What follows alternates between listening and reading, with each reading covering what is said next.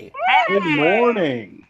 we are gonna make it a good one. Oh, so apparently it's Patio Friday, and no Yeah. one told myself and Brandon. Right. Well, I we've don't. I been. don't have a patio, Yeah. so I told y'all can come up here. You're always welcome to the suburbs. Yeah. Yes, You're that's all what. about to find out why I don't come out very often. This is the Brown Line, everybody. Yes, we love that line. the city. That's that Yeah. city. Oh, Yeah. it's a double train. We got double train going. One just passed the other way. You know, it's Because not that Brown- loud, John, actually. Yeah. Brown Try lines sleeping next matter to it. too. Yeah. Brown lines matter too. Oh, Felicia. Yeah, it's such a great day out here. No humidity out there. Cooler near the lakefront where I am. Just a gorgeous day outside. You know, Conrad over at 9 has been doing it on his swanky West Loop outside weather reports. This is real Chicago here. You got the patio. You got a grill. I'm gonna piss off my neighbors down here. That's what You're real in Chicago is. Lakeview, right? Yeah, that's a fair point. All right, let's take a look downtown at some more blue skies in the area. We're looking at a real gorgeous day. Comfortable temperatures across most of the area today. A little bit of wind. You can see that camera shaking just a little bit as we get the back end, the real far back end of that low pressure system that moved out, bringing with it a little bit of wind. But for the most part, we're in good shape. We're going to call the official temperature at O'Hare 75 degrees. I wouldn't be surprised if the south and southwest suburbs get a little bit warmer than that. Cooler near the lakefront. Probably going to stay in the upper 60s to low 70s throughout most of the day today. But just gorgeous out there. Let's look at the 7-day forecast to see what we got ahead. Cooler temperatures tomorrow. Yeah, real cool weekend. The third weekend in a row that we've had a drop off in temperatures and no humidity and just abundant sunshine. Mother Nature shining down on us this weekend. It'll warm up into next week, but it doesn't look too bad. We're going to get into the 80s, upper 80s and low 90s, but we won't be muggy really until end of the week next week. So one of the best 7-day forecasts you could ask for right here. Bring it on. Bring it on. I'm with I it. love it. More than ready. Looks Yeah. beautiful. I'm ready. Hey, Brandon Pope's with us today. Yes, there's a lot of talk going on. Big news in the Bachelor world.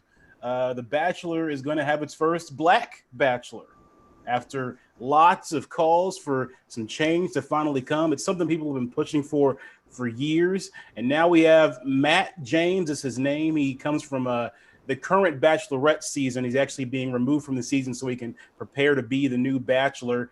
The guy is a former portfolio manager, Air Force veteran. Let me see if I can share my screen and show you what he looks like. I know Felicia can't Technology. wait. Let's see. Yeah, I am waiting. Okay, Close let those me- other windows, Brandon, that you were looking at earlier. Make sure. Yeah, I'll make sure They're there's no inappropriate. or anything. All right, you guys see it? Yeah, there he is. Oh. Look at that face, dreamy face. Wait, look at us. Good jawbone structure. Hairline is kind of off, but hey, it still works out. Brandon, you were such a hater. You were I was such like, who know. notices or cares? But hold on, let's break this down for real. Like I'm You're torn, not looking at his hairline. I'm torn between wanting to applaud The Bachelor and also like, what took you so long? And of course, it's done right now. Oh, that's true. I forgot about that. So Well, it feels like- I don't watch The Bachelor anyway. It just doesn't appeal to me. I don't feel included. I don't feel seen or heard. This should have been done a long time ago. However, yeah, right now for it to happen, that's a really good point, John. It Yeah, feels like pandering. It really does. It feels Yeah. like it's kind of cringy because people really have been pushing this for years. I know I have. I have a podcast of two Black guys talking about The Bachelor, and we always joke about how they never pick a Black guy. It's ridiculous. And there were calls from Mike, the guy from Hannah Brown season, to be on, and even our own friend Dustin, who Yeah. comes on the show often to be The Bachelor, and they just kept saying, nah. But what do they do if they pick another white guy? Like, I mean, we got to be honest here. You still get heat. Yeah. Yes, you're For darned sure. if you do, darned if you don't. They should have done it years ago, but you do at least have to recognize, well, at least they did it now, even if it feels icky. Yeah, over 70,000 signatures went on a petition to get this to happen too from changes.org. Like, people were passionate about this, that we needed to have something. And the first Black Bachelorette, Rachel Lindsay, was Yeah. a big part of pushing this as well. I remember too, and I was always dumbfounded. Even when they had the Bachelorette and they had some of the contestants, there would only be like one or two Black guys in the group, and I'm Yeah. like, Yeah, what's going on? not very diverse at all. So No. we're gonna see how it goes. I'm excited because I know that Twitter is gonna be crazy. I cannot wait for the conversation around it. we're going to go from champagne to Hennessy. I cannot wait for this. It's time for the Black Bachelor. That is a stereotype, and it's true. It's a true stereotype. And it's true a lot of the one time. that I embrace. That's good. All right, well, Brandon, we're going to let you go now, but you're going to come back for Never Have I Ever a little bit later on. And hey, now The Bachelor doesn't have to say Never Have I Ever had a Black Bachelor. There you go. There you Good go. point. Good point. We'll See see you you guys later, later. B. Bye, B. Oh, man. All right, let's join our welcome in our first guest. Solid start. He is a Chicago-based streetwear designer who is partnering up with the Global Black Lives Matter Network to help raise some money with some of his clothing. Thank you so much for joining us, Daryl. Good morning. How are you? Doing good, doing good. You have been a busy man as of late, and the clothing is fantastic. I love the message. I love the look. And I love that you're partnering with the Global Black Lives Matter movement. Thank you. Thank you. Yeah, we're very excited about all we're releasing this year with the collections, particularly given a lot of what's happening in our environment right now. No. What do you think is so pivotal and so that stands out to you, making a broad statement, a bold statement, I should say, about wearing a shirt like this? Everybody knows I love a good statement T-shirt. Yeah. You know, we founded the brand under the guise of how to bring art and fashion and graphic design and activism together. You know, we talk through devices right now. We talk on social media platforms. So it's kind of hard to see people and really kind of see where they stand on some of the key issues. So T-shirts have traditionally, since the 60s and 70s, been political aspects and motivators. So we took the best of how you can take fashion and really give people the opportunity to visually show where they stand on topics. Yeah, because we have such a diverse range of emotions, topics that mean something to us. It's impossible for a manufacturer to represent all of those. My biggest worry is I have terrible handwriting. You got to find someone that really has got good one. Well, that's why we also have graphic design. So we have a great Brett Grafton, who is our Chicago artist, a photographer, and is our art director and co-creative. So when you don't want to have to write anything, we have plenty that's graphically suited for you. So this is like a technical question, I guess, but can you actually, when you wash the shirt, does it come off? Then you can change the message? Ooh. No, so it is not a invisible ink. We kind of write and erase. It becomes your permanent statement. So it is where do you stand, on with certain topics.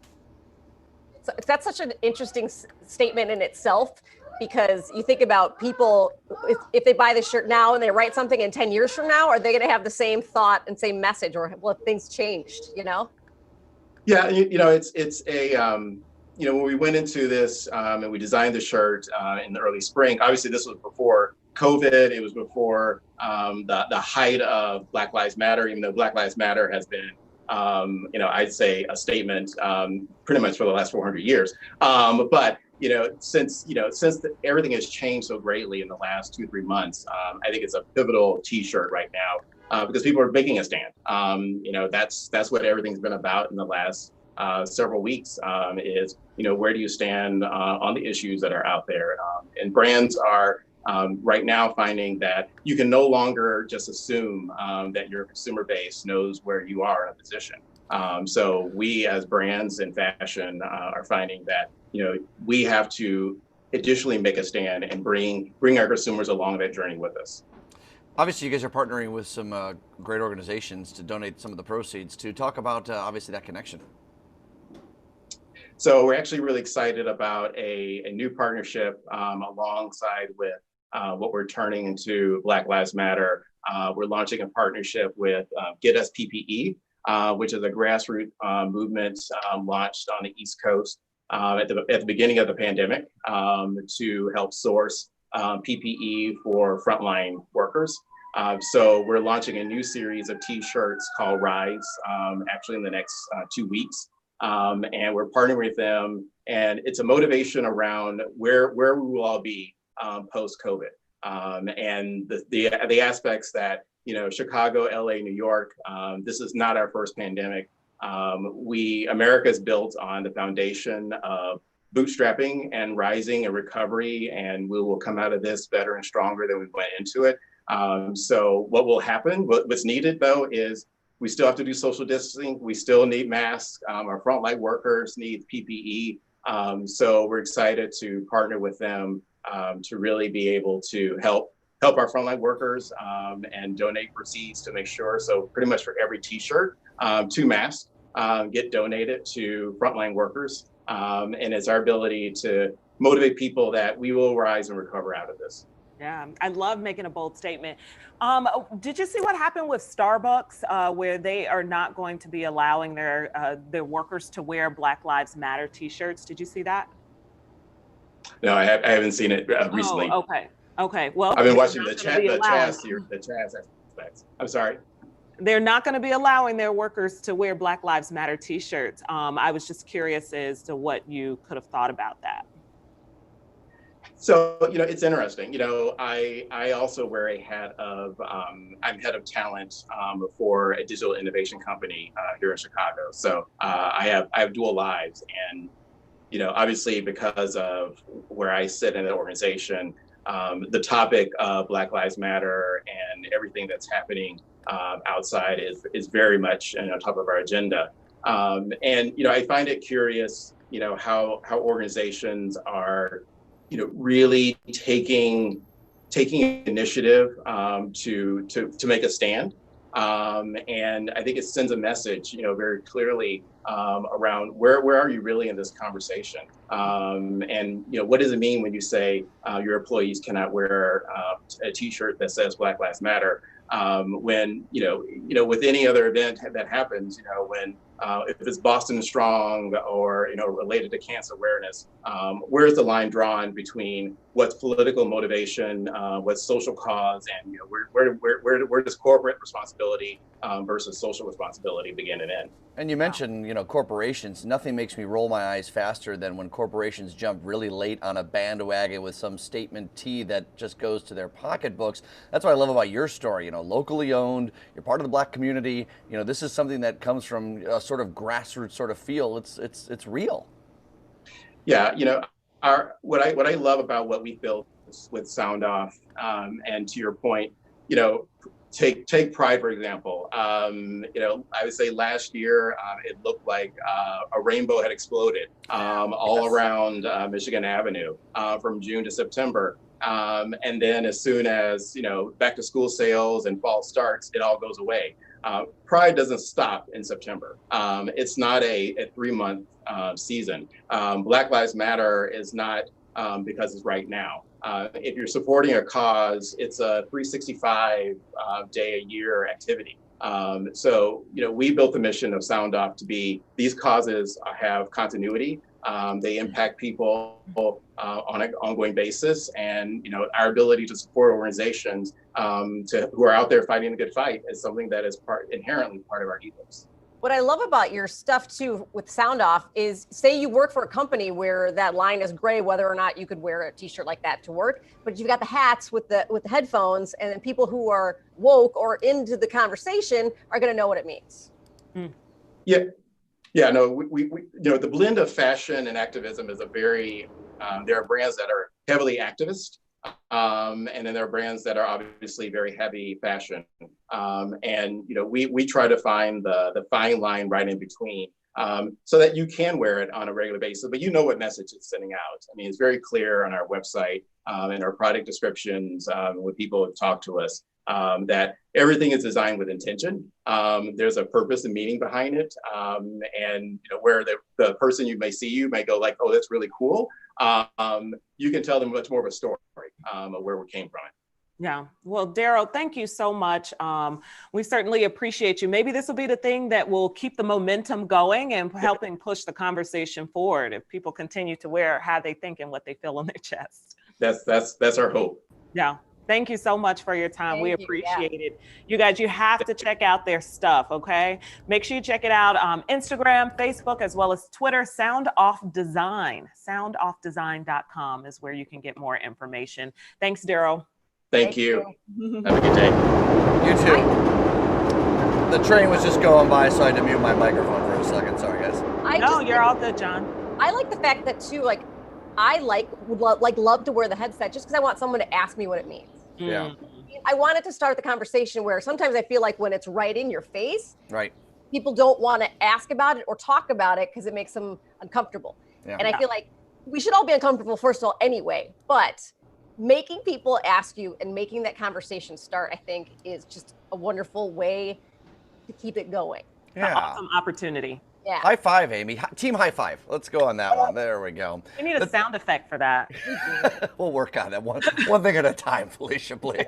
Oh, am I asking for too much? We're scratching and crawling to get this thing going. Let's put sound effects down the line. No, I also, he mentioned Pride. Let's talk a little bit about Pride because it is June. In honor of the Stonewall Uprising each June, Americans celebrate LGBTQ Pride Month. And in recognition of Pride Month, CW26 and Ankeny Law Office are celebrating Agents of Change. We want to hear and share your stories. Use the hashtag #ShareYourPrideChicago. Tag us at CW26Chicago or send in your Pride stories, your pictures to jamrealshy@WCIU.com. Whether you're part of the community or an ally, everyone's got that story and we want to hear about it. We're going to be highlighting your Pride Chicago all month long. Mm-hmm. Okay, let's bring in our next guest, you guys. We have to welcome Rosebud Baker and prepare to get some laughs, you guys. She's extremely funny. She's worked with Alec Baldwin. She's worked with Michael Che, Amy Schumer. We are preparing to laugh. We certainly need a little bit of that in this time. Thank you so much for joining us. Hey, Rosebud. Hi, how are you? What were you grabbing out of the closet there? We saw you back. I was trying to close the closet so you guys wouldn't see how disgusting it is. No, but then we could all relate, right? Yes. I was like, they can't know how I live, you know? They just all live like that. Yeah, they already know how we live. It's better that our guests stay clean. Boy, you've had an interesting quarantine experience, starting a podcast on day 1, engaged by day 3. Well, a lot more eventful than me sitting on the couch for 3 months. Yeah, it was a while. Can you guys hear me okay? Just so I know. Okay. Yeah. Yeah, it was a wild quarantine. We started in LA. We were just out there, just kind of enjoying ourselves, doing pilot season. We were both shooting. When I say we, I'm talking about me and my fiance. We were both shooting, and both of the productions that we were on got shut down or postponed. And so then we were just out there, and we couldn't leave our sublet. And we are comedians, so we were like, let's just start a podcast. And I have a podcast already, Devil's Advocate, which is on all things comedy. And then I was like, I don't know if I can do 2. But then I literally had nothing to do for months. Right. So, and then he proposed right shortly afterwards. And I was like, I don't know which is a bigger commitment, the podcast or the marriage proposal. It's easier to have 2 podcasts than 2 fiancés, I will say. That's true. So, yeah. That's definitely true. 'Cause that's a for balance. sure. That's hard to do. Absolutely. And I've tried. Congratulations with that. So what was it? I guess, I mean, I think he had already planned it before quarantine or something. Do you know? Yeah, we, I guess he had already, I mean, we'd talked about it. So it wasn't like a super huge surprise, but I didn't expect that it would come during that weird time where it was like the world felt like it was ending. And I was like, yeah, I guess it's easy to say forever when forever seems like it might be 3 weeks.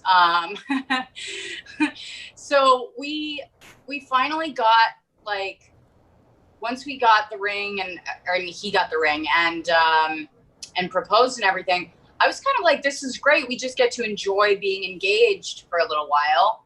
And then it turned into 3 months, and now it feels like we've been married for like 83 years. Yeah, so you're getting that first tough year out of the way in quarantine because it like speeds everything up, right? It's like dog years. Yeah, I actually think that anyone thinking about getting married should do this. As much as like it is challenging, it's one of those things where I'm like, oh, this is like a 3-month background check on each other. You know, you really get to know each other. And Hey, puppies. You got 2 of them? hey, stop it. Sorry. Hold on. Okay, I usually have babies running, so. See, this is real. Are they fighting? We also got a puppy. I saw pictures, yeah. So, yeah. they're insane. They're like my dogs. I don't know what's going to happen. They've been so spoiled for the last 3 months that by the time this is over, I mean, they're just going to run our lives. Maybe they want space though too, you know? Yeah. I hope they do. I know I do. I'm like, does anybody want a dog? Please. Yes. No, they're great. I love them. One of the things that I love about your bio was that you wrote jokes for the Baldwin roast, which Yeah. I distinctly remember watching, seeing all the clips for. How hard or how fun or easy is it to write for a roast? That must seem like such a cool. Those seem like so much fun to do. Yeah, it's really fun. I love writing for roasts, and it kind of comes naturally to me because I grew up in a house with 5 women. So, 4 sisters. It's very, when you have a lot of siblings, roasting becomes part of your love language, and that.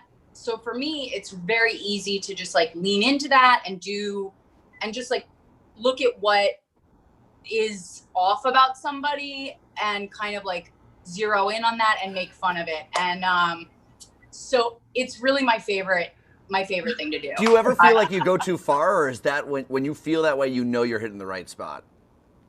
Yes, when you feel like you've gone too far is when you've probably written like a great joke. Oh man. Now, it doesn't mean that joke is going to get on TV, but it does mean that you're on the right track. So usually, like when we were in the writer's room, we would write a bunch of jokes, and there were jokes about, there were so many people on the dais who were so great.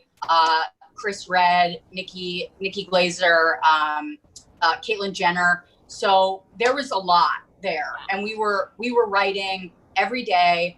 And when we would share those jokes at the end of the day, and all the comedians in the room would just go, ah! Like that's when you knew you had a great joke, but it probably wasn't going to make it on TV.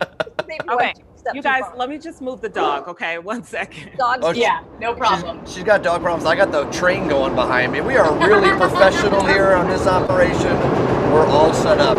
Amy, you go to the next question because I can't even hear myself think right now. You've worked with so many different celebrities. Is there any one person that you still really want to work with?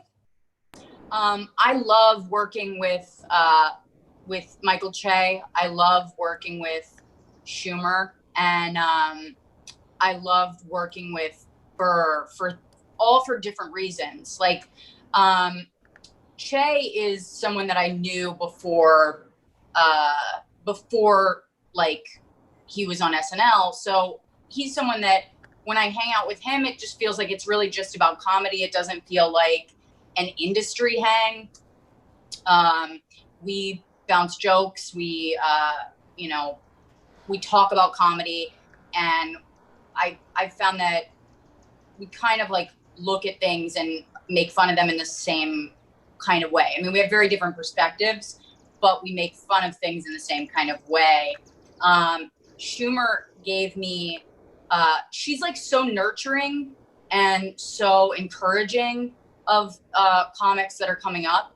And she really helped me get the confidence. I remember opening for her, and she looked out, and I had never performed for more than like 800 people.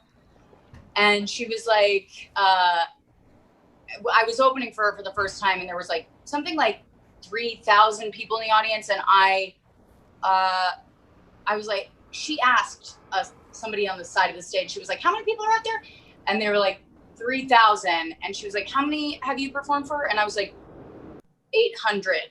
And she was like, it's nothing. And it felt like skydiving opening for her. Like it just felt like throwing myself out on this like stage full of people and being like, wow, like, and she gave me some of the best notes I've ever gotten. I sent her my half hour, and she like looked at it and was really like constructive about the criticism that she gave me. It was so helpful. Mm-hmm. And Burr is just Burr. Like, he's just the realest guy. And he doesn't like sugarcoat anything. He's very honest.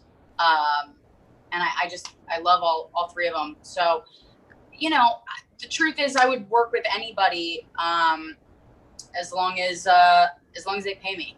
And that's exactly what you should be doing. You're also writing a book, and gosh, if it's a nonfiction World War II book, I'm in. Tell me all about it. it actually is. Oh, good, great, perfect, wonderful. Yeah, I'm writing a book. It's based on my life. It's based on, I grew up in a family that's very political. My grandfather was Secretary of State under George Bush Sr., and we are very, very different politically. And but it very much had an influence on my life and an influence on my childhood. A lot of people, they grow up calling their granddad like Pawpaw or like, Grampy or whatever. I was introduced to my grandfather as the chief. It was like, wow. I was a toddler and they were like, you will call him by his position on the White House staff. Really? Yeah. And it was it was like a really strange childhood in that way, where he was he was a presence. And then I grew up with all these sisters, and I have a sister who passed away, and I talk about it in my act. It was a long time ago. And I've worked through a lot of that, but I love to talk about things that are difficult to try to get some humor out of them. It's kind of my way of like getting back at, I wouldn't say getting back at, but for lack of a better word, it's like getting revenge on God. And just to be able to say like, hey, look, I've been through this. I can laugh at it now. And it's also just a challenge for a comedian to like make those things funny. So, and I love a challenge. Do you get to chat at all with your grandfather? I do. Yeah. I still talk to him. I spoke to him a few weeks ago. It was his birthday, and he's just such a funny character to me. Mm-hmm. Like he's like up on the ranch, he's like, I don't know what he does. I guess he hunts and stuff. So typecast Republican from the Reagan H.W. Bush era. Like it's perfect. Yes. Right there. Yes. 100%. That's like who he is. And then I'm this like comedian in New York, it's just this very strange, two different worlds now. Mm-hmm. So a lot of the book is about how you can come from somewhere without being of that place. And it's like picking your family and picking your family of origin. Yeah. That's so cool. Do you find any more warmth within that relationship now? Any more warmth? Yes. You explained earlier how... Well, see, that would suggest that I originally found warmth in it. And I don't know that I did. I love my granddad so much. It's not that I don't, but I never felt as if that environment was a warm one. You weren't climbing up on his lap at Christmas time. Yeah, but it was always like, and it's not that didn't happen. It was just very like the way that everyone was around him was so desperate for his approval that it was kind of very like mechanical. Yeah. And it didn't have this like organic feeling of family that I feel like I've created in my life now with the band of comics that I've kind of surrounded myself with. They really have become my family in a major way. Stand-up comedy is such a hard thing to do, and I imagine in quarantine. I mean, at least you have your fiance, but I mean, how are you writing new material? I mean, because you can't practice it without an audience. I'm writing a ton of material just because there's nothing else to do. So it's like the only way that I feel like I'm still connected to the stage. So I've been writing a ton, and I've been doing my podcasts, and that's sort of a way for me to still feel connected to an audience. It's so funny because people are like, well, you have your fiance, and I'm like, yeah, but we're both comics. So it's awful. I mean, it's terrible. We're both freaking out about being able to get on stage again. and just trying to make something happen when it's like there's really, there's not much you can do at this time other than work on what you can work on in the future. So you're kind of like laying a foundation for when things start up again. I can't imagine being like a full-time comic and you're, we're all addicted to the laughter and the reaction. I imagine you guys are. You must miss it. That first laugh that you get at that first show is going to be like, oh. Well, it's so funny. I did my first show. Oh. I did last week when Michael Che had a show in Long Island City. And I went to go hang out with a bunch of other comics and we were just going to watch. And he was like, do you want to go up? And I was like, yeah. And, and I did. And it felt like, it was crazy how good it felt. Yeah. And how horrible it felt at the same time. Because you felt lusty, I'm sure, right? Oh yeah. I mean, it was like stretching, like stretching hurts, but it feels good. Yeah. And it felt like that. It was like this hard thing and I got off stage and I was just shaking.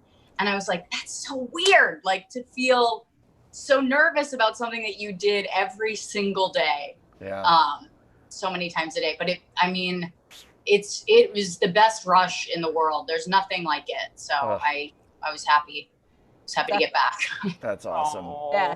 Well, hopefully you'll get back on a more regular basis coming up pretty soon. We want to make sure we get all the information about the podcasts out so people can listen to you. When they can't see you on stage, they can at least listen to your podcast, the Devil's Advocate podcast, available on Apple and the website.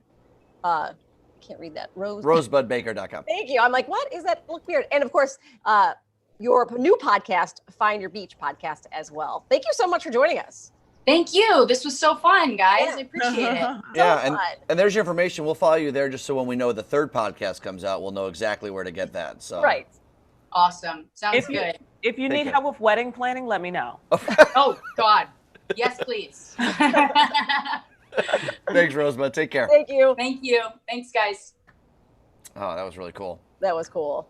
Yeah, that connection to James Baker is obviously fascinating. I could probably talk for hours about that. But I love the idea of she talks about that chosen family versus the family you're born with and the interesting juxtapositions I imagine all of us go through in many different ways. It's really cool. I think a lot of people. I always say, you don't have to love your family just because they're your family. They were your family and you don't have a choice, but, Yeah. Exactly. Hey, we are wrestling channel here on the Jam. We love our wrestlers, bringing them on in. Really, they've been some fascinating conversations here, and this one's going to be one too. Let's bring Daria Berenato in, also known as Sonya Deville in WWE. Daria, how you doing this morning? I'm good. What's going on? How are you? Doing really good. How is everything going? It's going good. I mean, considering the circumstances, trying to stay healthy and. Oh, there you are. Yeah, we're there. So, WWE, but you come from a background of mixed martial arts, which just sounds so formal and so, trained, and but then WWE is very theatrical. How do you kind of blend the two? I imagine that background really helps you with what you're doing now. Yeah, so it's crazy because when I was growing up, the first things that I wanted to do was I wanted to act and I wanted to fight. And so what I do in WWE is kind of like the combination of those two worlds, like meeting together. So it's honestly been like a dream come true. It was funny because it's a world I didn't grow up watching. I didn't grow up watching wrestling. So when I found WWE and figured out like, this is what I want to do, this is kind of like the dream role. Mm-hmm. Do you ever worry about like protecting your face? Because it's got to protect the moneymaker, right? But you guys are really seriously physical. That looks painful. Yeah. Yeah, I'm sure it didn't feel good. Yeah, I mean, everything we do in WWE, we obviously work to be safe as we can, but it's a very physical sport, and MMA is, very, very physical as well. It's just that's just the person I am, though. I've always been a very active person. I've played sports since I was, like 6-7 years old. So it's just the world that I like to live in. Awesome. We saw the pride flag in your back pocket in one of those clips. At least I think it was. It was a rainbow flag jumping on in. Obviously, that means a lot to you, part of the LGBTQ community, and that's really groundbreaking and awesome in WWE. Thank you. Yeah, it's been kind of cool to just be a voice for people that might not have one yet, or people that are nervous or scared about coming out. They got to see me do so on national television 5 years ago. So it's been a fun kind of ride for me, and a really like a growing experience for me to kind of become more comfortable with my sexuality and who I am, and to kind of see my fans go on that journey with me and hopefully become more comfortable with who they are. Right. As a gay man, I was always turned off to wrestling because I felt like their community wasn't going to be very supportive. But when I went to my first wrestling show, I was actually really shocked at how, not, you know, it's not a blanket statement for everyone, but it seems like a really welcoming into a community. If you're into what they're into, everyone kind of, most people accept you. Yeah, it's one of those things where it's like when you go to a wrestling show, it's not like any other spectacle you've ever gone to. I mean, it really is special and interactive, and it's a really diverse community. And that's something that attracted me to it since day one. And obviously, since I've been here, I've been, working with the company to have more LGBTQ inclusivity. And they've always welcomed that and been on board with trying to make that happen. So yeah, it's a really fun community to be a part of. Well, And and you're I'm such a just good curious- role model then for other young women who are coming up, A, wondering if they could ever do the sport, and then B, worried that their sexuality might not be accepted. So it's wonderful that you can be that person.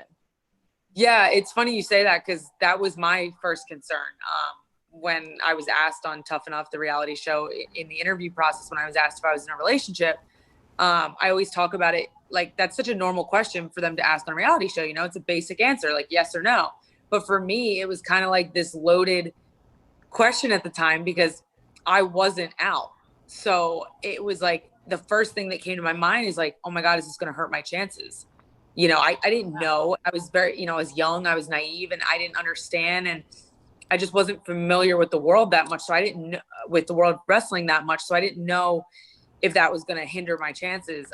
Obviously hindsight's always 2020.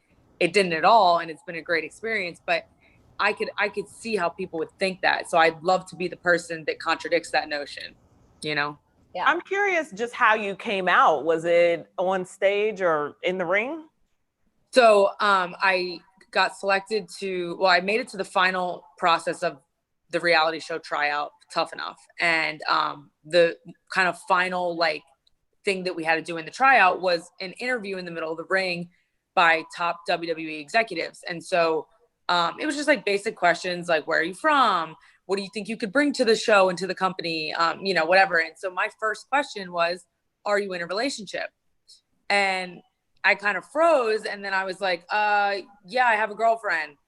And Triple H started laughing. And he's like, did you just come out on national television? And I was like, yeah, I think I did. Wow, you didn't even plan it. No, it was not planned. And I had thought about it prior, and I'm like, what if it comes up? Because I'm sure it's going to come up at some point. And in that moment, I'm like, okay, well, I'm about to out my girlfriend right now, who's not out to anybody, including her parents. Oh.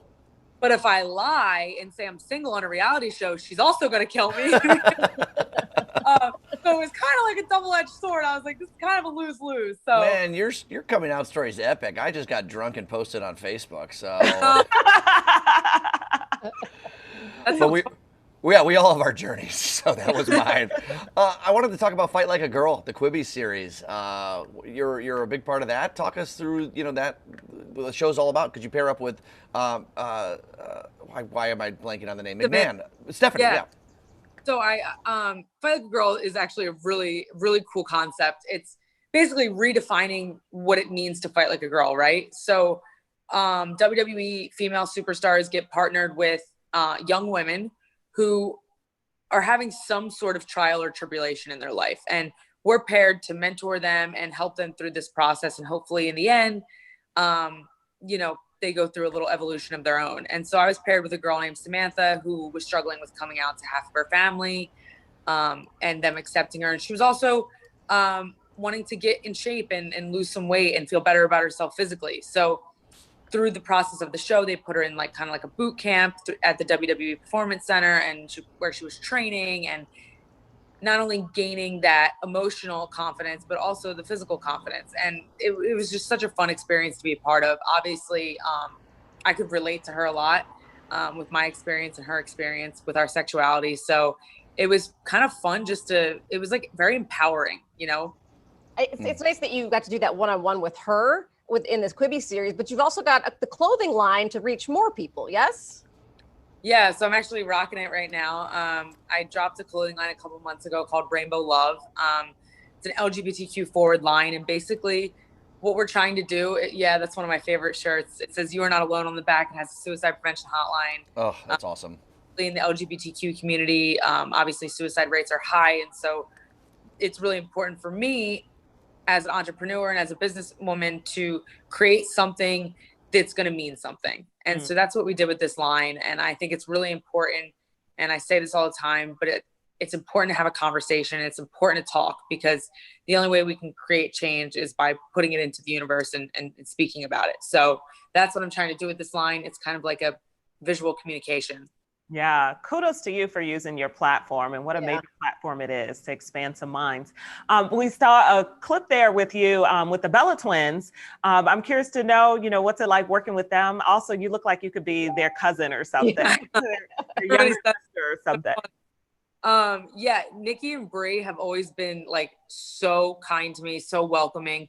I remember when I first came out on Tough Enough, Brie's husband Brian was one of the judges, and Daniel Bryan, and they posted this video of how touched they were by my coming out and everything. So since day one, they've always been super supportive. They're the definition of like self-made hustlers that just are constantly on the grind and don't stop. And for me, I mean, that's how I'm wired, and that's how I kind of got where I am. So I respect that so much, and I love them for that.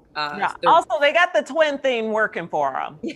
Yeah, they do. Yeah, like they're both so drop dead gorgeous. That's why I'm like, you need to just be like, hey, I'm the little sister. Yeah. Right? With your own reality show. Hey, we are CW26, so we got to ask, there's a rumor that you're going to be the new Batwoman or replace Ruby Rose. I'll just say it is definitely a dream role, and I definitely think I don't there's a role that was curated more accurately for me to take the place. So I would love that opportunity, and I will say that I'm in pursuit. All right. You would be amazing. They don't tell me anything, so that rumor's an internet rumor. That's not coming from me or anyone official. Trust me. That's pretty awesome.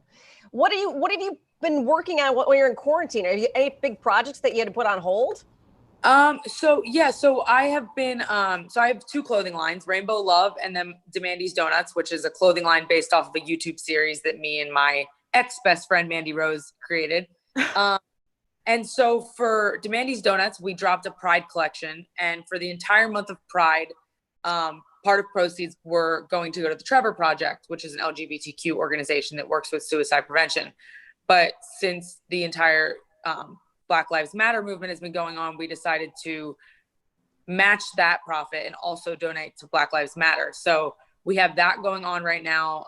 Obviously, it's important, considering we have a business, to try and utilize that to give back to the community and everything that's going on right now in the world. So that is one project. Rainbow Love is supposing to do the same thing, but still trying to finesse details on that. And then just been working out, and honestly, just a lot of time to myself, which has been great. I mean, just like meditating, working out, and just trying to be the best me that I can be. And I'm always thinking of the next thing, I'm always working on the next thing and planning and strategizing and organizing. And so I've been able to do a lot of that. I like that you said in one sentence, you said working out twice, which, Felicia, that's what we have to do to look like that. I know. I was literally just thinking about that. Like, I wonder how her workouts are going, because how much pressure do you feel for that? I was like, what do I do in my spare time? Oh my God, I'm so. But it's such a huge part of your job, Right. You have to keep it right, keep it tight. Yeah, absolutely. So like 2 weeks into quarantine, I was like, damn, if gyms are going to be closed, I'm going to have to figure something out. So I actually built a home gym.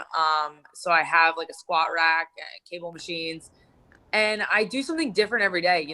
Some days I'm like not in the mood. So I'll take a bike ride and I'll swim in my pool and I'll just create my own kind of workout. Sometimes I lift heavy and want to do weight training and strength training.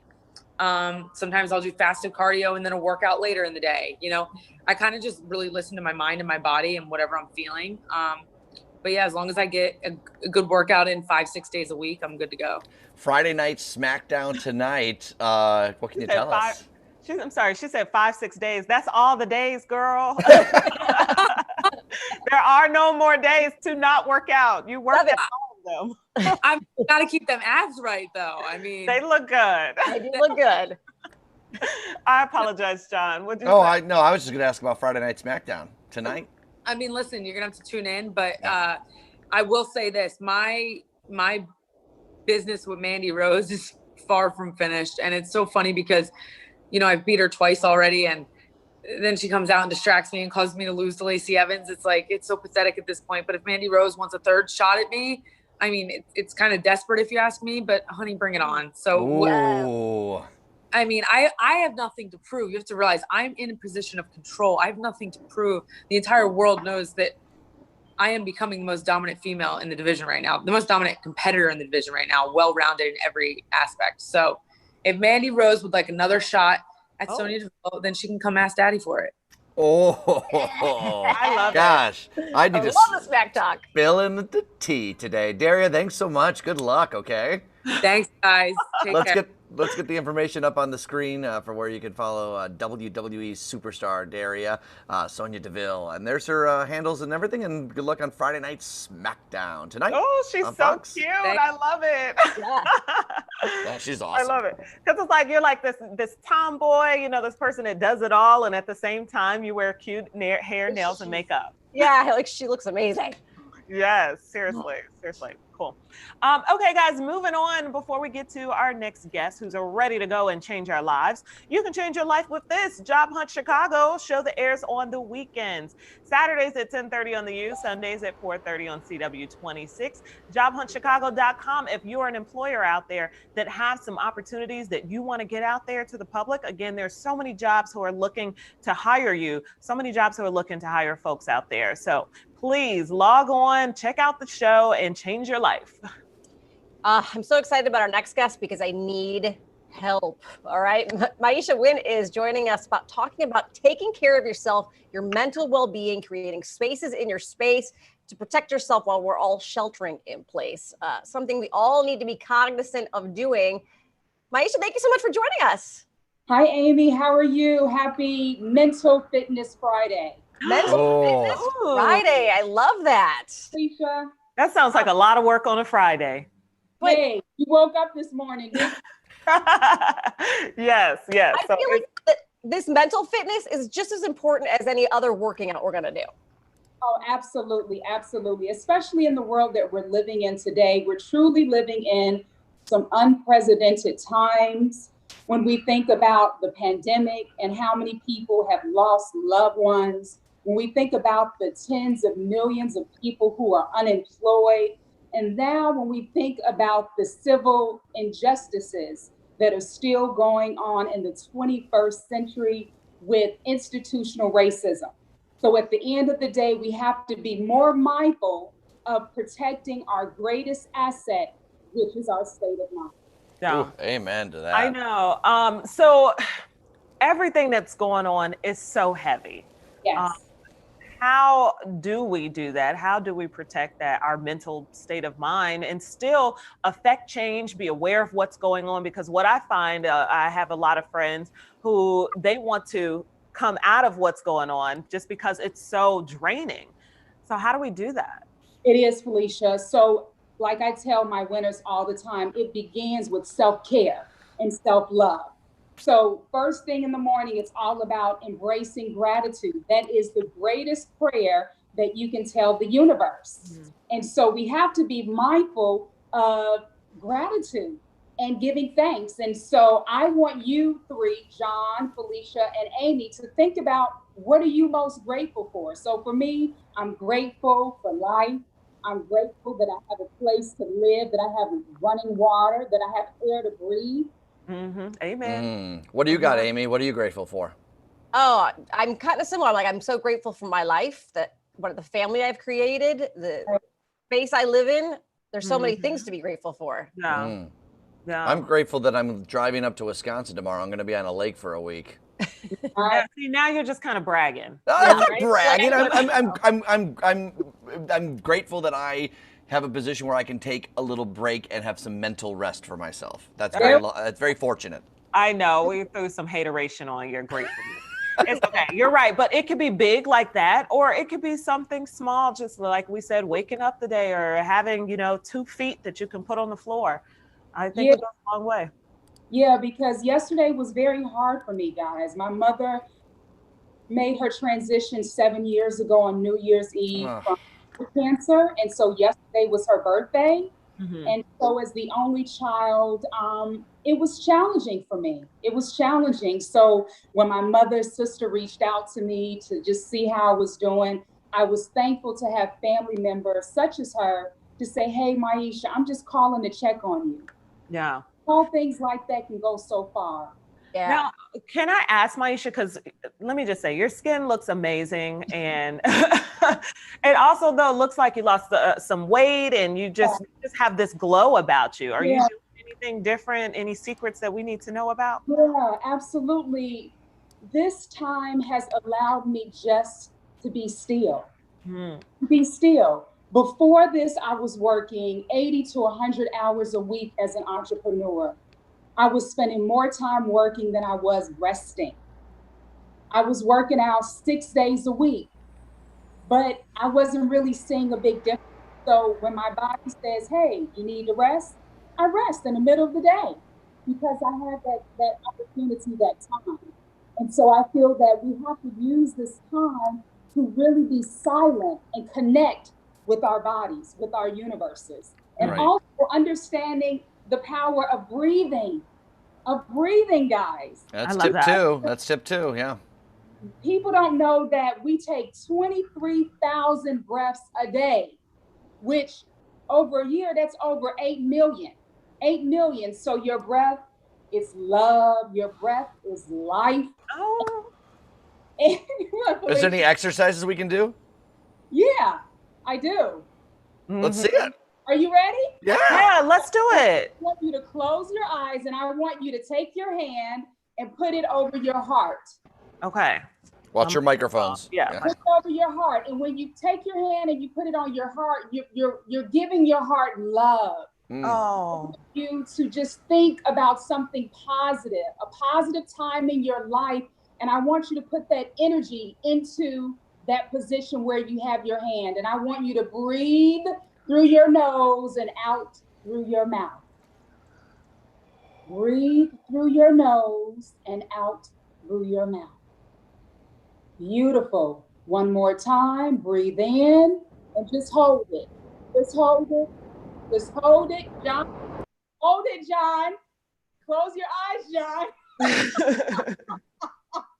And breathe out. Yeah, John, if you don't start paying attention because you messed up my meditation. I had the train go by. I had to mute my microphone. Yeah, no, I love that though. I do feel like I just exhaled. I do feel like I just physically like this. And it was just something that's so simple. And that was probably 4 or 5 breaths right there. That's right. And people don't understand that that's something you have control over is your breath. Yeah. When you feel stressed out or you feel like somebody's irritating you, just start breathing. I've been a lot more aware of this lately, of how I carry some of these emotions in my body, and just being able to pay attention when my back is tense or stiff, or if I have something in the pit of my stomach, or if I'm clenching my teeth, or if I have a headache. Sometimes it is stuff like physical that, okay, you need to eat or you need to drink some water. But a lot of times I might have some of this disease, because I'm feeling some sort of way. Like when they say stress will kill you, it is so true. Right. So when you feel that way, Felicia, what do you normally do? Well, I try to just relax every muscle, bone in my body. If I find it in my back or my tense jaws or something like that, then I try to just go limp in a way. Like, okay, let me adjust physically. And then I bring my awareness to my brain and what I'm thinking mentally, how I'm feeling, and try to, can I control it? Yes or no is the first answer. And if it's a no, then you got to find a way to move on. But if it's a yes, you make some changes.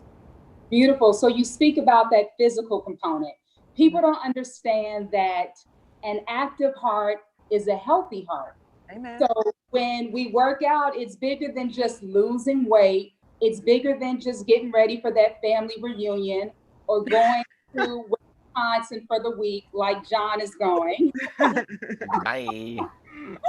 So you definitely want to get your heart pumping. So this morning, after having my moment of gratitude, I went out on my balcony because the gyms are still closed in Chicago, and I jumped rope. I jumped rope for 10 minutes. And let me tell you, I was sweating bullets. Yeah. Yeah, that's not easy. No, it's not. And I like thinking about exercise in that way and then thinking about the breathing in that way, because like I've tried meditating before and I can't do it. I cannot meditate. But Amy, you can walk and meditate at the same time too. Are you aware of that? Well, I think that's the thing is I'm A, putting too much pressure on myself, and then B, I just can't get my head in the right space. But if I start doing the breathing first, I can get there. Rutledge, get your head in the game. All right, so you've got me on the first 3 tips, but then this fourth one that I've seen, that's starting to sound like some hippie stuff here. What you're getting in a bath? Wait, what is it? What is it? Hold on, we all take baths, but what about the spiritual soul bath? The spiritual soul bath is all about just connecting with your aura, or better yet, your energy, right? A lot of times we have like this negative energy, especially with everything that's going on in today's world, where you're frustrated, you're angry, you're upset, you're enraged. And so taking this bath, whether it's in the morning or before you go to bed, which I like to do, it just really balances you out and centers you and gets you really in tune before laying down. Do you have any tips for a good bath? Because I swear, when I always think it's a good idea, and then I do it, and I just get stressed out. I feel like it's too quiet. I feel like, it does the opposite to me. So I don't know if I should just choose something else entirely, or if I'm just bathing wrong. So this is how you do it, John. So the first thing you want to do is you want to be mindful. You want to create a positive mantra. And you want to make sure you run some water that's nice and warm. You also want to be able to put at least 1 cup of sea salt, as well as some calming oil with lavender.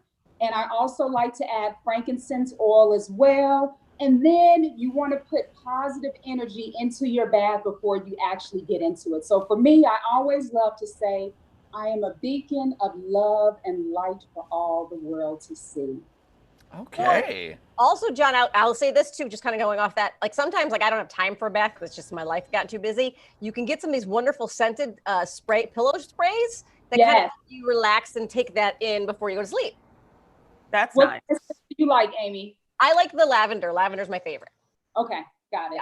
Yeah. All right, I'll try it. I just got to talk to the bath first. That was No, I do love, you do always, anytime we chat, I always feel like I'm in a better place afterwards. I just need to start actually listening and doing to the things that you've been telling me to do for years. Right. So I'm gonna next week, John, on Instagram to make sure you gave it a try. Oh, that's a challenge. I like that. I'm going to have to censor some things out because my anyways. Maisha, tell us about this book you got. Oh, baby, it's called The Winning Way, a guide to creating success your way, which begins with what? Your mental state of mind. Okay. State of mind. We talk about being mindful of your thoughts, being intentional of your words, treasuring your temple. An active heart is a healthy heart. And right now, partial proceeds we are giving back to Spelman College and Morehouse College. Samuel Jackson went to Morehouse, Spike Lee. Dr. King went to Morehouse. His daughter, Bernice King, went to Spelman, as well as Alice Walker. That's awesome. That is awesome. Maisha, I always love chatting with you. It does brighten my spirit. I think it does for everyone else as well. And when I picture you, you exist in the zeitgeist in yellow all the time. And I was so happy when you popped in yellow because it just makes this, you're just sunshine on a cloudy day. Yeah. You glow, girl. You do. Thank you. And I always love hanging out with you guys too. Thank you so much. Of course. Let's get the information. We saw the book, of course, but Maisha Wynn, you can always follow her on all of her Instagram and pages. Live to Win, WINN, and Live to Win. WY, that's right. Yeah. LiveToWin.com. Thanks, Maisha. Thank you, guys. Thank you. Thank you. I love her. I do. I feel lighter just talking to her, I right? seriously do. And that just goes to show you how important it is to live in your truth and to keep that light and energy around you, because we're supposed to all be inspiring each other. I Yeah. don't inspire y'all. You No, inspire me every day, Felicia Lawrence, with that hair. John, are you inspired? I'm something. You are something. I don't know when you're yelling at me, I don't feel so inspired. You better get inspired. Tell you what, you guys, she always inspires me and relax. You guys deserve a little break. I'm actually I'm gonna do a little weather, do a little something. You guys take some time off, enjoy, breathe, practice the wind, go take a quick 5-minute bath, Amy, whatever you gotta do. I gotta get the dog. All right, you guys do your thing. Let's talk about your weather today. You might have noticed I tried to bring Enrique in to give me a zip up, but he handed it to me through the window. So I've put a zip up on now because it's a little bit cold. I'm near the lakefront here in the Lakeview neighborhood. That's downtown. Wherever you are today, you are seeing bright sunshine and not a lot in the way of clouds. Just some passing ones possibly, but for the most part, we are sunny. We're comfortable. Low dew points. High of 75 degrees. And as we look at the 7-day forecast, we're going to be cooler tomorrow, quite below average, about 12 degrees below where we should be at 67. But again, abundant sunshine, no humidity to speak of really. Sunday we start a warm up that continues into next week. We get a little cloud cover Monday, Tuesday, but again, these are great days. We warm up into the upper 80s and low 90s by the middle of the week, but nowhere along the way do we get muggy really until Thursday. We'll have dew points in the mid to upper 50s Wednesday. That's starting on the border of getting a little uncomfortable, but really until Thursday, while the temperatures look like it's going to be summer, it certainly won't feel like any of that stifling heat. All right, always excited to chat with our next guest, Howard with Ankin Law, doing some really great things. I know we hear about the CARES Act and what that means for certain businesses, certain people. There's a lot of confusion associated with it, but Howard is helping out with mortgage relief through the CARES Act. Howard, it's as always good to chat with you. It's good to chat with you too. Howard, just a warning, you know I live near Wrigley Field. I'm a big Cubs fan. That brown line goes behind me. I might have to mute my mic, just so you know. If I go quiet for a second, that's why. Okay, I got it. Do you miss the Cubbies, by the way? Speaking, we've talked Cubbies plenty of time. I got to tell you, I really miss the Cubbies. I live like a mile walk from the stadium, but I heard on the news yesterday. I thought they said that they might get baseball back right after the 4th of July. Oh, fingers crossed. I would absolutely love it. North side and south side, too, the White Sox as well. All right, so good news for you, exciting stuff, and it makes sense with how much you give back. You're appointed recently to the board of directors at Chicago Volunteer Legal Services. Tell us about that organization. I was started in 1964. You know, for me, I do injury law, so I represent people on a contingency fee. But for many people, they have trouble potentially sometimes finding a lawyer, like if they need help with a divorce, probate, just like general legal matters. So legal is the void in providing legal service when they can't find them, like if they couldn't afford the service. That's incredible. Yeah. It sounds like a great way to give back. How many practice areas does CVLS represent? We're back. Yeah, I think we're back. Sorry, a little fun. This is always the fun part of our Zoom calls. Can you hear me, Howard? I think we might have frozen out here with Howard, unfortunately. Yeah, I can hear you. Okay, let's try this again. All right, so how many different areas does CVLS help with? Well, you know, they cover a lot of ground. So first of all, they have about 2,000 different types of volunteers. So, you know, they help with general things as far as, you know, people needing legal services for themselves. And then they also do things where, you know, they're doing community outreach to provide people with information that they need as far as their legal rights. And then also sometimes like for a lawyer in transition that's looking to try a different legal field, you know, there's some lawyers that get training that way. So they do a lot. Yeah, and I imagine as, of course, the train goes right by, we'll pause for dramatic effect. But, you know, this is especially important, CVLS, in this time of the economic impact of coronavirus. Yeah, especially now more than ever. You know, they're really Chicago's, you know, pro bono service for people who need it. You know, it's very easy for people to get in touch with them. All they have to do is call them, or they can email them. You know, their number is 312-332-8785, cvls@cvls.org. They can schedule an appointment, and, you know, they're providing, you know, the same type of common legal services that anybody would get going to an attorney's office, but for people who may not have the resources to get the services that they need. And also, you know, lawyers in the Chicago community, you know, everybody needs to, you know, keep the lights on in their office and put food on the table in their house. But in general, you know, lawyers are, you know, passionate about making sure that they provide legal resources to people in the community and giving back. And they just have like an overwhelming support from the legal community in Chicago to provide legal services to people. Yeah, Howard, what I love talking with you about is that you can tell that you care about your clients, the people that you work with, and that's why people trust you. Yeah, they do. You know, for me, it's a little easier. I practice injury law, so I represent people on a contingency fee. So my office is, you know, we get paid when our clients get paid, and if we don't get a recovery, we don't get paid. Part of our system is we just provide people free legal advice all the time if they call, and then we try to direct people to go in the right direction. So a lot of times, if we can't help people, we then forward them to, you know, to CVLS. The important thing that I'd like to let you know about now, though, is, you know, at this particular period of time, the message that CVLS really wants to get out to the community is part of the CARES Act that's being provided is there's a lot of struggling homeowners, and these struggling homeowners might need to know where they could get a resource for relief. And one of those ways that they can get relief is if they have a federally backed mortgage, they can ask their loan provider for this relief. And, you know, with that, the mortgage can be paused during this period of time. It could be paused for 6 months or a year. And then at the end of that period of time, then they're also entitled to get different types of repayment options under their federally backed mortgage. The most important thing about this is that they have to ask for the relief. And they not only have to ask for the relief, but they have to ask for the relief while a disaster declaration is in place. Right.